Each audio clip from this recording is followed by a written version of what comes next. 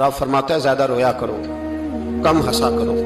नबी पाक अलैहिस्सलाम रोते तो सहाबा कहते हुजूर आप इतना क्यों रोते हैं? तो महबूब फरमाते जो मैं जानता हूँ वो तुम नहीं जानते। भाइयों, कब्रों में अकेले जाना है, कभी गौर करना, अकेले कोई बंदा साथ हिसाब देने नहीं जाएगा। अम्मा बड़ा प्यार करती है लेकिन कब्र में कभी कोई माँ भी साथ दफन नहीं होती। अपना अपना हिसाब देना, मुश्किल वक्त है, हिसाब कर लेना चाहिए, तैयारी करके रखनी चाहिए।